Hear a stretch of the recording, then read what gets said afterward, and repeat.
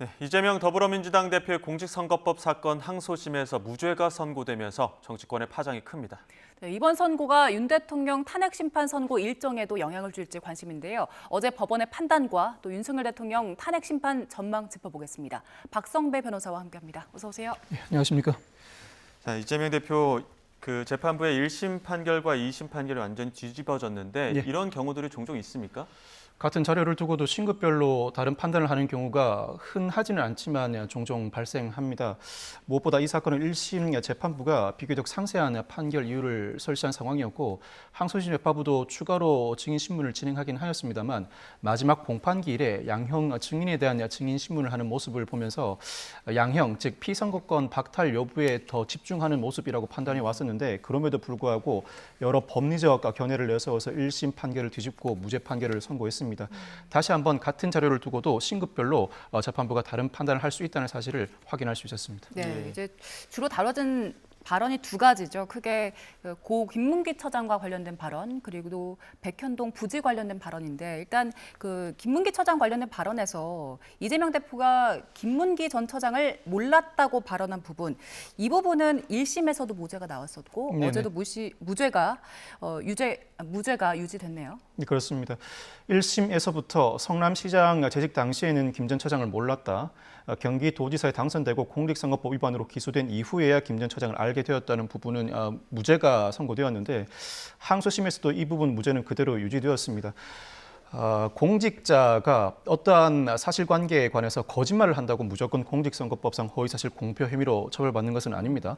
공직선거법상 허위사실 공표 혐의로 처벌받기 위해서는 당선될 목적으로 직업, 경력, 재산, 행위 등에 관해서 허위의 사실을 공표해야 처벌받게 됩니다. 즉, 적어도 어떠한 행위에 대해서는 허위 사실을 공표해야 하는데 몰랐다는 부분은 기본적으로는 인식의 수준이라고 할 수 있습니다. 이 인식의 수준을 뛰어넘어서 몰랐다는 발언 자체가 어떠한 구체적인 행위에 대한 설명 가치가 있는지가 주된 쟁점이라고 할 수 있습니다. 예를 들어 언제 어디서 김문기 전 처장과 이러한 행위를 같이 했음에도 불구하고 이를 부인하는 취지라고 읽혀야 비로소 행위에 대한 설명 가치를 인정할 수 있고 그 허위 사실 여부를 따져볼 수 있는데 항소심 재판부가 검찰에게 단순히 몰랐다는 인식 수준을 넘어서서 행위에 대한 설명 가치가 있는지 공소장 변경 요구를 한 바도 있습니다. 나름대로 검찰이 공소장 변경을 하였음에도 불구하고 이와 같은 발언이 단순한 인식 수준을 넘어서서 행위에 대한 설명 가치에 이르렀다는 점에 대해서는 입증을 하지 못한 것으로 보입니다.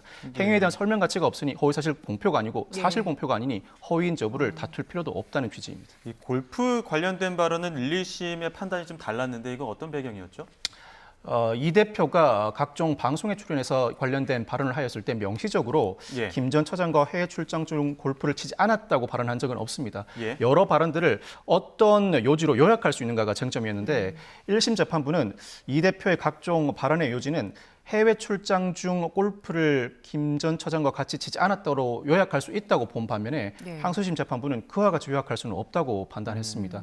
구체적으로 이 대표는 제가 김 전 처장과 골프를 친 것처럼 국민의힘이 전체 일정 중 전체 일행 중 일부를 떼서 사진을 보여줬는데 조작한 것이다라고 발언한 바가 있습니다. 이 예. 발언에 대해서 1심 재판부는 김 전 처장과 해외 출장 중 골프를 안 쳤다라는 요지로 요약된다고 본 반면에 항소심 재판부는 김 전 처장과 해외 출장 중 골프를 안 쳤다로 요약할 수는 없다. 명시적으로 해외 출장 중 골프를 치지 않았다고 발언한 적이 없다. 단순히 이 여러 가지 정치적 공방이 오고 가는 상황 속에서 이 대표와 김 전 처장의 관계를 부각하기 위해서 사진을 일부 떼어내서 보여주었다는 사실을 강변하는 과정에서 일부 사진 조작이 있었다는 취지를 강변하는 과정에 불과했었다. 사진 조작에 대한 발언을 한 것이지 김 전 처장과 골프를 쳤다 안 쳤다를 명시적으로 발언한 바가 없으니 그 설명의 요지는 사진 조작의 방점이 찍혀 있었다고 보았습니다. 즉 골프를 안 쳤다고 발언하지 않았으니 사실적시라고 볼 수 없고 나아가서 허위라고 볼 수도 없다는 판단이 항소심 판단입니다. 예. 이 부분이 근데 1심과 2심이 뒤집힌 내용이 나왔잖아요. 네네. 1심에서는 2심 판단을 내릴 때는 결국에 피고인 이익을 우선하는 것이 중요하다라는 이유였는데 왜 이 원칙이 1심에서는 강조가 되지 않은 겁니까? 1심에서도 나름대로 피고인의 이익을 우선한다는 원칙을 강조하였을 것입니다. 그렇지만 기본적으로는 여러 발언들의 맥락에 비춰볼 때 김 전 처장과 해외 출장 중 골프를 치지 않았다는 발언은 분명히 존재한다고 판단했습니다. 이 전제하에서 피고인의 이익을 위해 판단한다고 하더라도 허위 사실 공표이고 고의도 충분히 인정된다고 본 것입니다. 그렇지만 항소심은 애초에 이 발언 자체가 김 전 처장과 해외 출장 중 골프를 치지 않았다는 발언으로 요약될 수 없다고 보았습니다. 단순히 사진 일부 조작의 방점이 찍혀 있는 발언에 그치는 상황이라 자신과 김 전 처장과 특별한 교류 관계, 이 사건의 경우에는 특히 해외 출장 중 골프를 치지 않았다는 취지로 요약되지 않으므로 사실 공표가 아니고 나아가서 허위도 아니라는 취지의 판단을 하게 된 것입니다. 예. 백청동 발언도 이제 판단이 뒤집힌 부분들이 있는데 이거 1, 2심 판단이 어떻게 좀 달라진 겁니까? 그야말로 같은 자료를 두고 1심 재판부와 항소심 재판부가 온전히 사실관계에 대해 달리 판단한 것입니다. 예. 1심 재판부는 국토부가 성남시에 공문을 보낼 때 의무 조항에 따른 것이 아님을 명백히 하였고 구체적인 용도 지역을 특정하지 않았다. 일체의 압박이 있었다고 보기 어렵다고 판단했습니다. 반면에 항소심 재판부는 국토부가 성남시에 3차례에 걸쳐서 용도 변경 요청 공문을 보냈는데 법률상 근거를 명시하였다. 법률상 근거를 명시함을 전제로 하니 성남시 입장에서는 일종의 압박으로 받아들일 수 있다고 판단했습니다.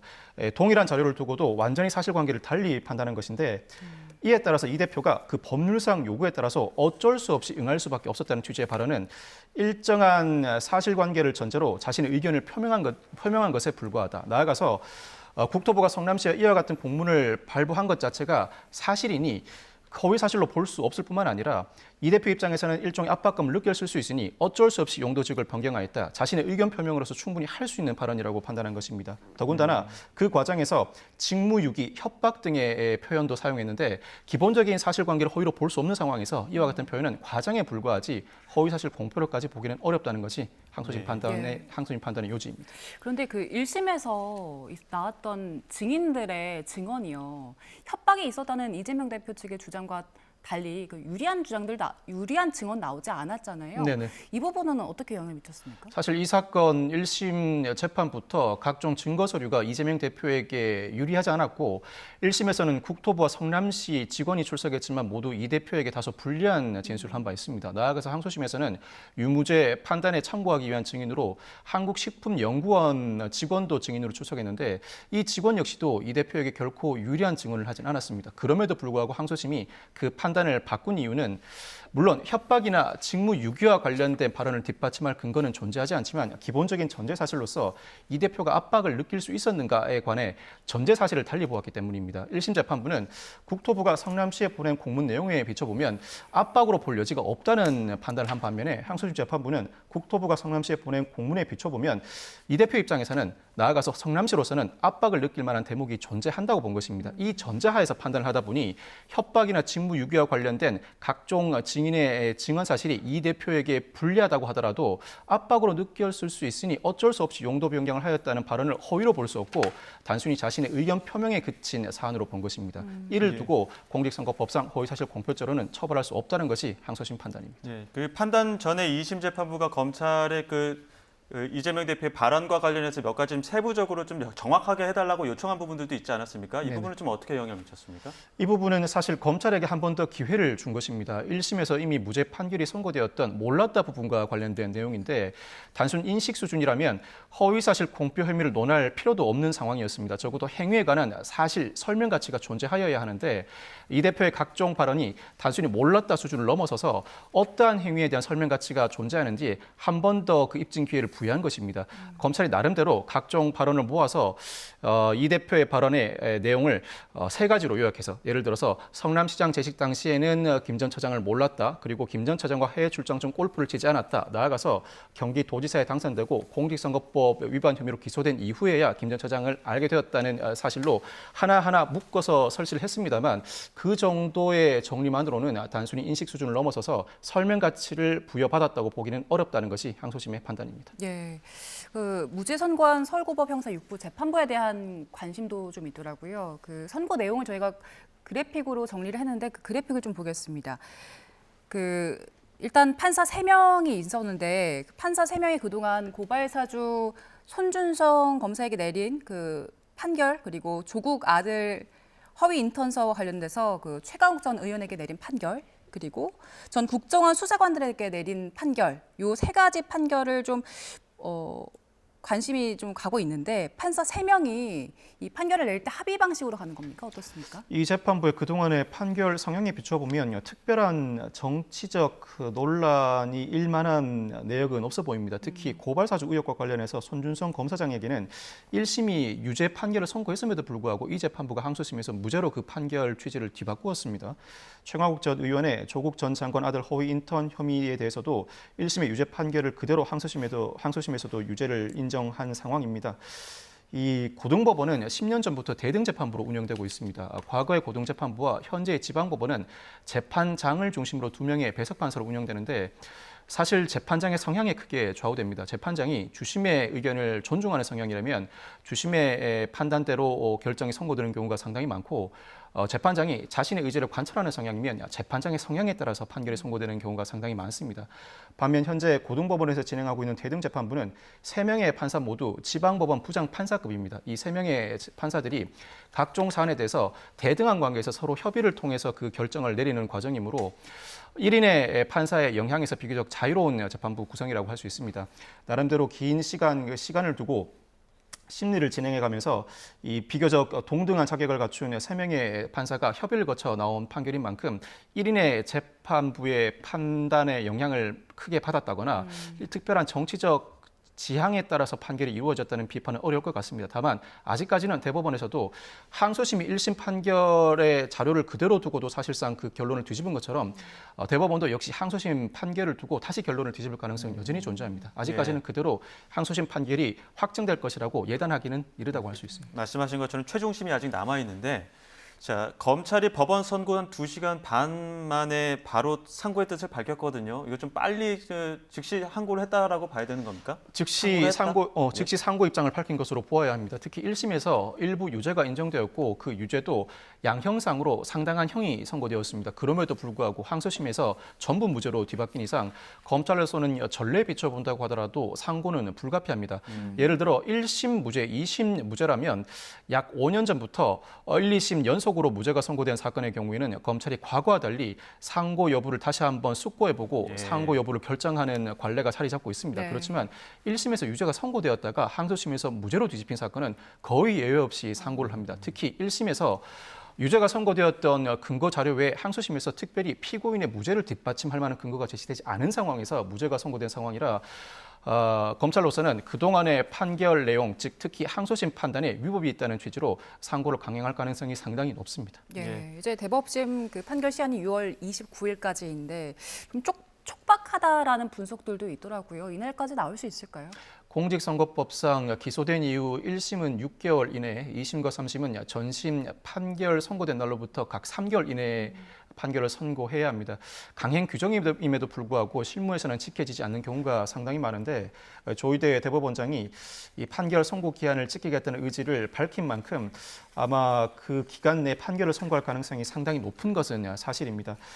이 항소심 판단이 3월 26일에 이루어졌습니다. 그렇다면 공직선거법상 대법원 판결 선고 시한을 감안한다면 6월 26일까지는 선고가 이루어져야 합니다. 대법원은 사후심입니다. 즉 대법원이 새롭게 증거를 제출받아 재판을 진행하는 것이 아니라 오로지 항소심까지 제출된 자료를 토대로 항소심 판단이 적절했는지를 판단하는 절차가 대법원 상고심입니다. 이미 상당한 부분 자료가 현출된 상황에서 판단을 할 만큼 심리는 숙성된 만큼 대법원이 이 사건에 집중한다면 6월 26일까지 선고는 충분히 가능할 것으로 전망합니다. 이재명 대표 이번 선고 이후에 사필 규정이라면서 이제 헌법재판소의 윤 대통령 탄핵 심판 선고에 대한 어떤 빠른 판단 이걸 촉구를 했습니다. 사실상 이번 주의 선고는 지금 어려운 상황이죠. 통상 2, 3일 전에는 선고기를 통지하였는데 어제까지도 선고기일 통지가 이루어지지 않아 이번 주 선고가 어려워 보입니다. 물론 오늘 전격적으로 내일 선고기를 통지하고 내일 선고될 가능성을 배제하지 못합니다만 오늘 당장 일반 사건 40건 선고를 앞두고 있습니다. 이틀 연속 선고한 경우가 헌법재판소 지금까지 단 한 차례밖에 없었습니다. 더군다나 이번 주에는 지난 월요일에 한덕수 총리에 관한 탄핵 심판 선고도 있었는데 일주일에 3번 선고한 전례는 단 한 번도 없습니다. 이에 따라서 내일 선고도 하지 않을 가능성이 상당히 높아서 다음 주로 넘어갈 가능성이 상당히 높습니다. 다음 주 일정 보면요. 4월 2일 수요일이 재보궐선거 있고 그래서 월요일, 화요일 선거는 좀 어려울 것이다라는 전망이 있더라고요. 그러면 다음 주도 보면 좀 가능성 높은 날은 4월 4일 금요일쯤 될까요? 주말 사이에는 보안을 유지하기가 상당히 어렵다 보니 월화 선거는 피하는 경향이 있고 특히 4월 2일 수요일에는 구로구청장과 부산시 교육감 재보궐 선거가 있습니다. 그 이전에 선거를 강행할 경우에 선거에 직접 영향을 미칠 가능성이 높아서 월화 선거를 피할 가능성이 상당히 높습니다. 그렇다면 4월 4일 금요일 선거가 유력하게 전망되고 4월 4일 금요일 선거를 넘어서게 된다면 그 다음 주 수요일이나 금요일 선거를 전망할 수 있습니다. 그렇지만 4월 18일에 문형배 재판관과 이미선 재판관이 퇴임하게 됩니다. 물론 이 두 재판관이 종국 심리에 관여한 상황이라 이론상으로는 퇴임한 이후에도 선거 자체는 가능합니다. 그렇지만 이와 같은 형태의 재판관이 퇴임한 이후에 종국 심리에 관여하였다는 이유로 선고한 전례가 없을 뿐만 아니라 지나치게 불필요한 정치적 오해를 낳게 됩니다. 이에 따라서 두 재판관이 퇴임하기 이전인 4월 18일 이전에는 반드시 선고가 이루어질 가능성이 높습니다. 선거 안 하고 퇴임하게 되는 건 어떻게 되는 겁니까? 선고 안 하고 퇴임하게 된다면 이때는 종국 심리에 재판관이 관여한 경우에만 선고를 강행할 수 있는데 만약 재판관들이 퇴임하게 된다면 변론을 제기해 마은혁 헌법재판관 등 신규 헌법재판관을 임명한 이후에 심리를 추가로 진행한 이후에 선고 기일을 재지정하거나 만약 이 사건 다소 기형적입니다만 문형배 이미선 재판관이 퇴임함에도 불구하고 이 두 재판관이 종국 심리에 관여하였으니 종국 심리에 관여하였음을 이유로 퇴임한 이후에도 선고하는 것 자체가 헌법재판소법에 반하지는 않습니다. 그렇지만 매우 기형적이라 4월 18일 이후에 이와 같은 형태의 선고를 할 가능성은 낮게 점쳐집니다. 예. 어제 나왔던 그 이재명 대표에 대한 무죄 선고가 윤석열 대통령 탄핵 심판 뭐 일정이나 선고 결과에도 영향을 줄 수 있습니까? 현실적으로 영향을 미칠 수 있는지는 모르겠습니다만 헌법재판소가 이재명 대표의 항소심 판결 선고 결과를 참작하거나 그 일정을 고려하였다고 보고 싶지는 않습니다. 그 이유가 헌법재판소는 대법원과 동등한 지위입니다. 제4의 권력기관인데 헌법재판소가 항소심, 즉 일선의 항소심 판결 선고 결과를 지켜보고 그에 따라서 헌법재판소의 선고 기일을 조율하거나 헌법재판소의 결정 내용을 달리한다고 보았다면 이는 헌법재판소가 본연의 역할을 제대로 수행하지 못한 것입니다. 그와 같이 이재명 대표의 항소심 선고 결과를 지켜보았다고 믿고 싶지는 않습니다만 여러 각종 억측이 나오는 이상 그 억측은 이 탄핵 심판 선고가 지나치게 지연되기 때문입니다. 이제는 늦어도 다음 주까지는 선고가 이루어져야 각종 억측을 예방할 수 있을 것 같습니다. 예, 알겠습니다. 여기까지 듣도록 하겠습니다. 지금까지 박성배 변호사와 함께했습니다. 고맙습니다. 감사합니다. 고맙습니다.